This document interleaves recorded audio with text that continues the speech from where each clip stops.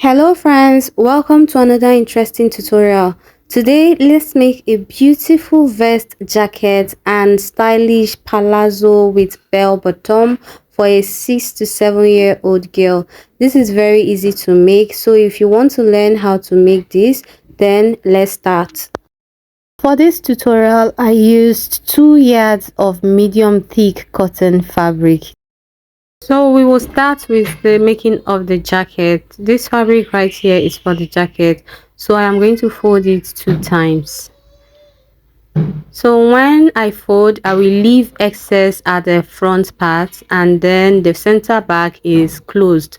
This is 1.5 inches excess on the front. The length I have here is 16 inches. So for the shoulder I took 4.5. For the armhole depth I took 6 inches. For the neckline width I used 2.5, which I will measure from the center back here. I'll mark the back neckline depth first, which I used 0.5 inches. Then I'll connect it to 0.5 shoulder slant.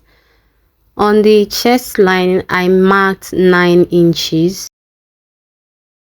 Then on the waistline, I marked 8.5 inches. Please note that I am making this for a 6 to 7 year old girl. Now I'll connect the side and curve out the armhole just like this. We are done with the marking. Next is to cut this out. So I'll take out the back piece and then we'll mark 2 inches for the front neckline. Remember that we have already cut out ½ inch from the neckline, so I'll be adding 2 inches, making 2.5 for the neckline depth for the front pieces. So this is the front pieces and then the back piece.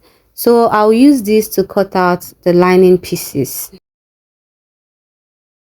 To the sewing part, I will first join the shoulders. Okay, so note that I cut out these pieces 2 times. I'll be using exactly this same pattern for the lining piece. So I'll join the shoulders of the main fabric and also the shoulders of the lining pieces. Okay, so after I join the shoulder, I am going to put the neck together. Now from the center front, I will measure and mark 2 inches. So from that 2 inches point, I will take the measurement of the neckline. What I got is 5.5 inches and I'll be using that figure to cut out the collar. So this piece of fabric for the collar, I folded it 2 times.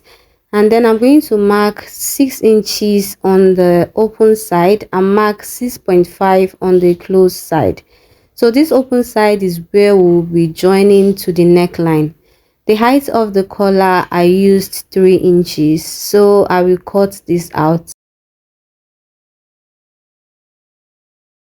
So this is what the collar looks like. I will fold it into 2 and then stitch close the 2 sides. Hello, I hope you're getting value from this video. If you are, don't forget to give this video a thumb up. Please like the video. If you have not subscribed yet to our channel, I don't know what you're waiting for. You better subscribe now because we will be dishing out a lot and lots of amazing children pieces that you cannot say no to. Okay, so encourage me by supporting, like, subscribe and share. Thank you. So I am going to place the collar from that 2 inches mark I made and then I will stitch it around the neckline.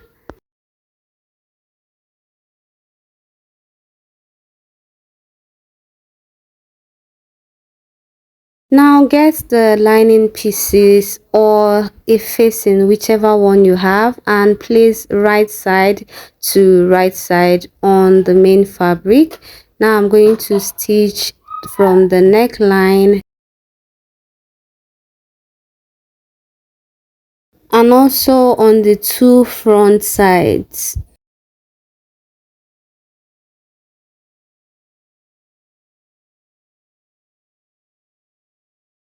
So after stitching, trim off excess and notch round the stitch, then go ahead and turn it to the right side. Now for the center sharp collar part, I used my scissors to make sure I push it out.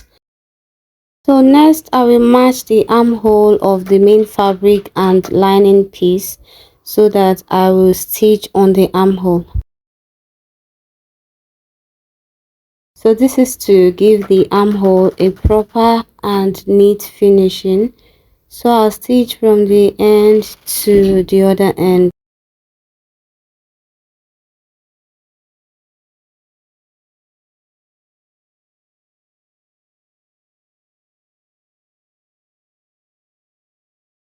So here I am trying to pull it out to the right side. Then I'll also repeat this same process for the other side of the armhole.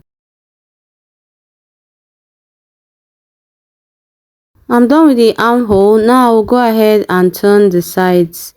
The two back sides and the two front sides.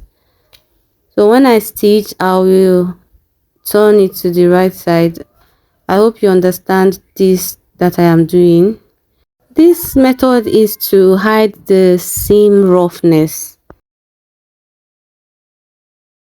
So now I'm going to top stitch from the center front to the neckline to the collar, then down to the other center front.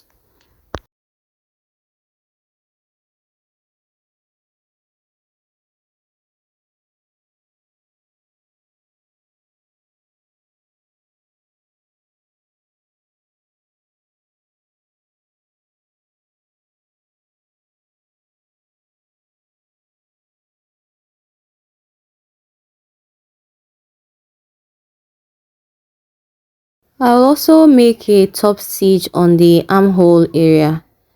Okay, so this will help to flatten the fabric.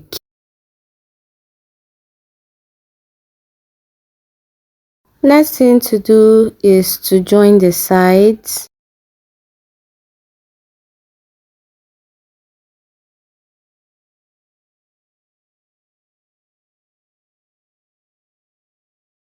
Right now what is left is to hem the bottom part, so I will just fold it and stitch.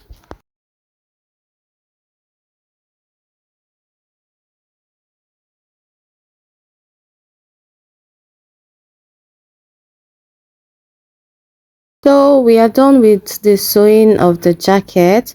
Just go ahead and put your buttonhole and attach your buttons. This piece of fabric is for the trouser. I am going to fold it 2 times. The length of this piece I'm folding here is 18 inches. So after folding, next thing I did was to mark out my elastic allowance.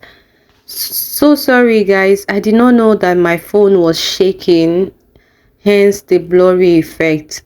So on the side I marked out 1 inch. I marked out elastic allowance of 1.5 from the top, and at the side I marked 1 inch. So from the side I am going to mark 9 inches. This 9 inches mark here is going to be the center. Now from the waistline here, I will mark 9 inches for the crotch depth. On that point, I will extend it out by 1.5 inches for the crotch extension and then curve the center like so. On the bottom part at the side, I came in by 1 inch from that 1 inch mark, and on the center I came in by ½ inch and then connected this way. So we are done marking the trouser. Before I go ahead and cut it out, I will add 1 inch by the side for joining.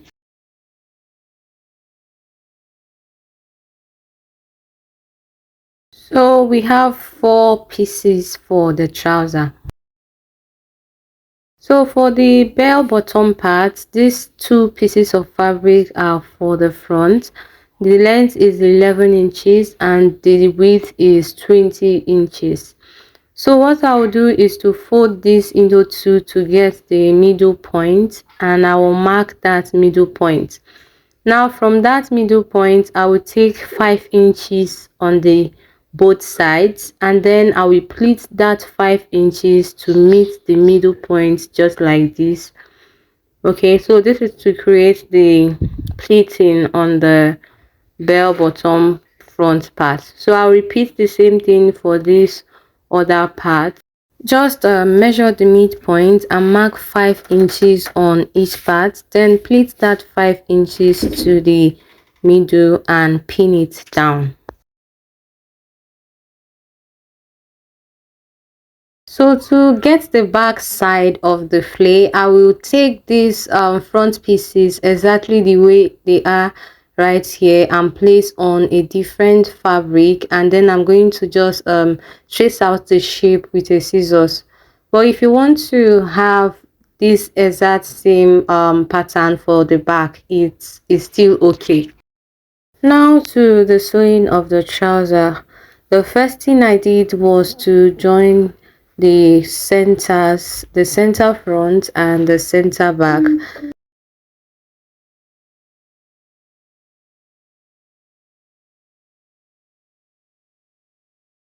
After that, I will then join the bell part of the trouser.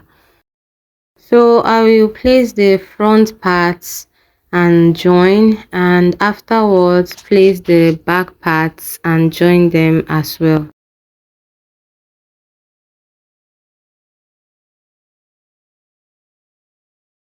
Now place the front and back pieces together and join the sides.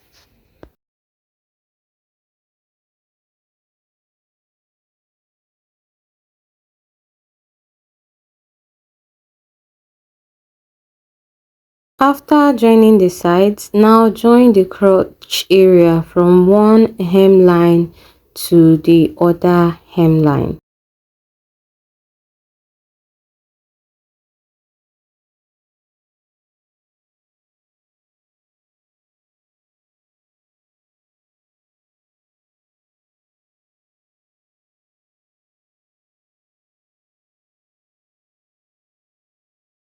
So I've joined all the parts. Now I will turn it out to the right side. What is left is to attach the elastic, and for the elastic I have this elastic at 20.5 inches. So I'll just fold the elastic into two and make multiple stitches on it to hold it together. So I'll just place the elastic on the waistline, starting from the elastic allowance mark that I made. So I'm going to fold it inwards like this from the waistline, and I'm going to stitch close to the elastic. Now when stitching, I am not going to stitch on the elastic, else it will not stretch again. So I'll make sure I stitch very close to the elastic but not on the elastic. So as I sew, I will drag the elastic with me so it's able to cover around the trouser waistline.